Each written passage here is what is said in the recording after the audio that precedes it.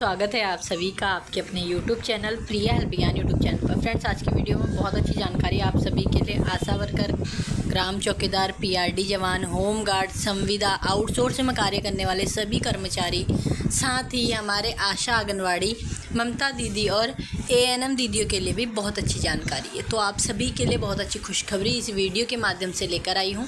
Video को अंत तक ज़रूर देखें। जिसने अभी तक चैनल को सब्सक्राइब नहीं किया वो अवश्य सब्सक्राइब कर लें, क्योंकि आप लोगों से जुड़ी हुई छोटी बड़ी कोई भी खबर होती है तो मैं अपने चैनल के माध्यम से आप सभी को देती रहती हूँ। यूपी के लिए बड़ी अच्छी जानकारी आई है। योगी जी ने बहुत ही बड़ा ऐलान यहाँ पर किया है। सभी के हक में ऐलान है, तो वीडियो को अवश्य देखिए। चलिए स्टार्ट करते हैं वीडियो के लिए। उससे पहले आप सभी से गुजारिश, चैनल को सब्सक्राइब, वीडियो को लाइक, कमेंट, शेयर अवश्य करें, ताकि आप जैसे अन्य लोगों को भी इसका लाभ मिल सके। चलिए मिलते हैं, चलिए बढ़ते हैं वीडियो की ओर। आज के इस कार्यक्रम में इस कार्यक्रम के जो संयोजक भी हैं और जिनकी कृति का यहाँ पर अभी विमोचन हुआ है, श्री रमेश चंद तोमर जी, पूर्व सांसद श्री अनिल अग्रवाल जी, आज के इस कार्यक्रम में उपस्थित गाजियाबाद के हमारे सभी प्रबुद्धजन और उपस्थित बहनों और भाइयों, मैं सबसे पहले श्री रमेश चंद तोमर जी को भारतवर्ष के स्वर्णाभा से नरेंद्र मोदी इस पुस्तक को लिखने और आज उस कृति के विमोचन के लिए हृदय से बधाई देता हूं।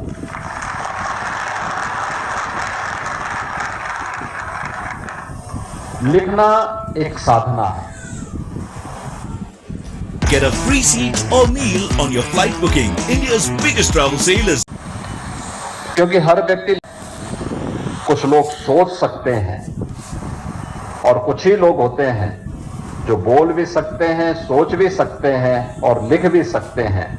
और वह कार्य आज अपने पेशे के अनुरूप प्रोफेसर रमेश चंद तोमर जी ने किया है। वे पेशे से शिक्षक रहे हैं। एक शिक्षक कभी रिटायर्ड नहीं होता है और एक शिक्षक बिना बोले हुए भी नहीं रहता है। इसलिए जब वो 3 मिनट से 5 मिनट, 5 मिनट से 7 मिनट और 7 मिनट से 10 मिनट तक पहुंचे, तो हम लोग समझ गए कि उनके अंदर अपना पुराना शिक्षक भाव जाग गया है। और उसी के अनुरूप उन्होंने इस कृति को भी आज यहां पर विमोचन किया है। और अवसर इसलिए महत्वपूर्ण है क्योंकि 17 सितंबर से 2 अक्टूबर के बीच भारतीय जनता पार्टी पूरे देश के अंदर सेवा पखवाड़ा का आयोजन कर रही है। 17 सितंबर आदरणीय प्रधानमंत्री जी का जन्मदिन, 25 सितंबर अंत्योदय के प्रणेता पंडित दीनदयाल उपाध्याय जी का पावन जन्मदिन और 2 अक्टूबर राष्ट्रपिता महात्मा गांधी और पूर्व प्रधानमंत्री लाल बहादुर शास्त्री जी का पावन जयंती। इस दौरान अनेक कार्यक्रम चल रहे हैं। आदरणीय प्रधानमंत्री जी ने 17 सितंबर का कार्यक्रम देश की नारी शक्ति के प्रति समर्पित किया। स्वस्थ नारी, सशक्त समाज, इस थीम के साथ उन्होंने इस कार्यक्रम का शुभारंभ किया। युवाओं ने उस दिन रक्तदान शिविर के आयोजन किए और पूरे देश के अंदर वर्तमान में स्वास्थ्य शिविर के आयोजन स्वास्थ्य जागरूकता के प्रति संचालित हो रहे हैं। आज 1968 विकसित उत्तर प्रदेश की थीम के साथ इस पुस्तक का विमोचन हो रहा है। यानी जो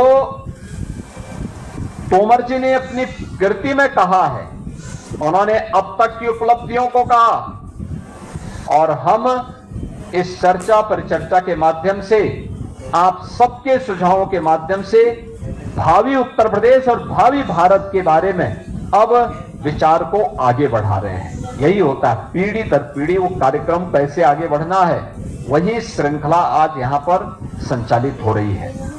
मैं सबसे पहले इस पूरे कार्य के लिए, इस आयोजन के लिए और इस प्रकार की कृति को देने के लिए, क्योंकि वह देश, काल और परिस्थिति के अनुरूप है, समय का चयन सेवा पखवाड़ा के दौरान, विषय का चयन जो प्रधानमंत्री जी का विजन है, जो उन्होंने देशवासियों को देश की आजादी के अमृत महोत्सव के वर्ष पर दिया था।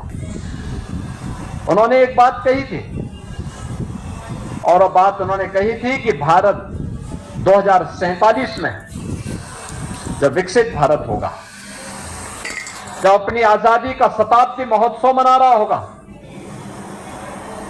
तब हम कैसा भारत चाहते हैं, कैसा भारत चाहते हैं।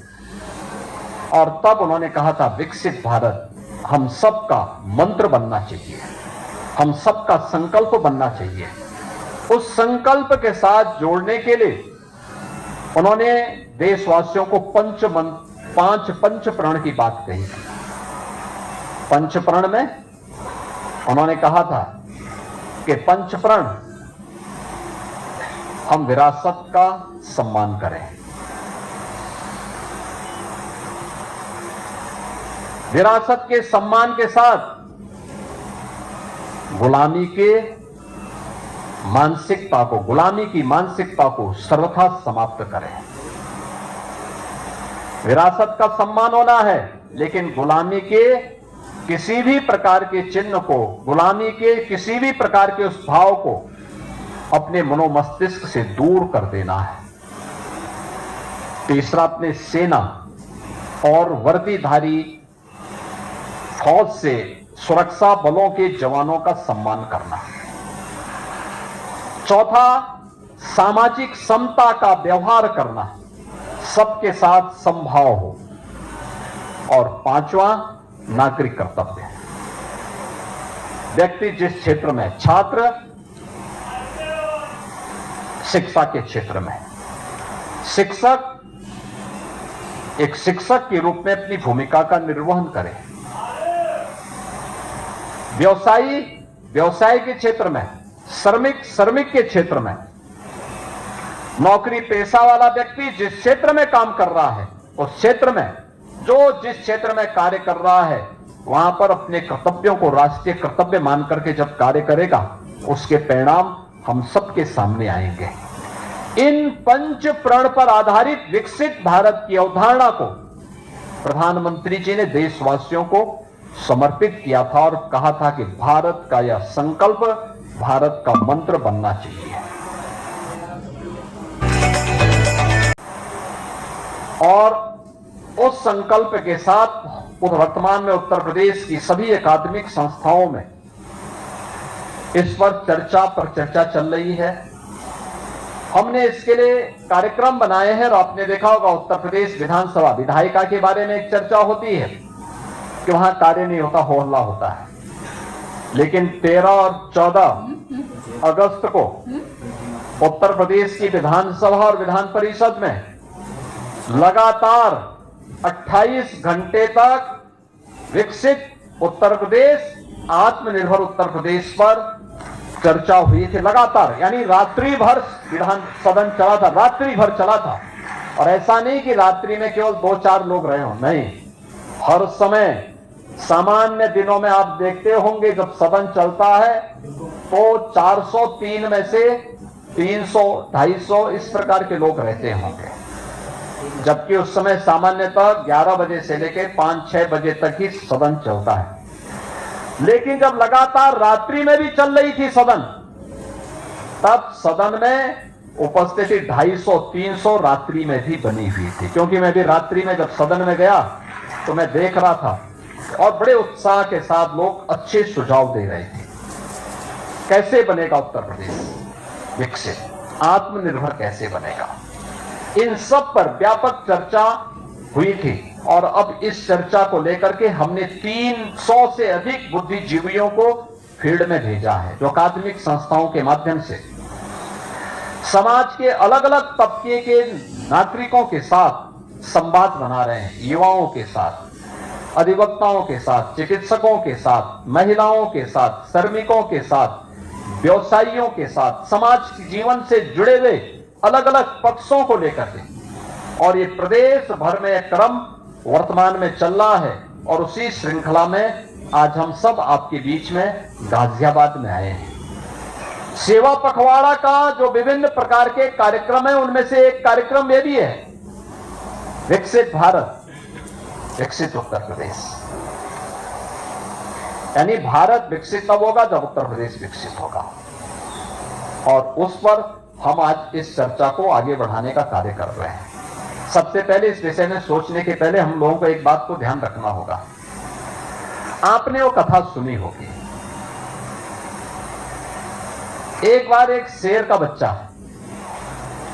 अपने झुंड से बिछुड़ करके और सियारों के झुंड में चला गया। लंबे समय तक उस सियारों के साथ रहने का आदी हो गया, तो उसकी आदत क्या हो गई, वह जब उस झुंड से अपने झुंड से बिछड़ करके सियारों के झुंड में चला गया, तो उसकी आदत भी ऐसी हो गई, सियारों जैसी हो गई।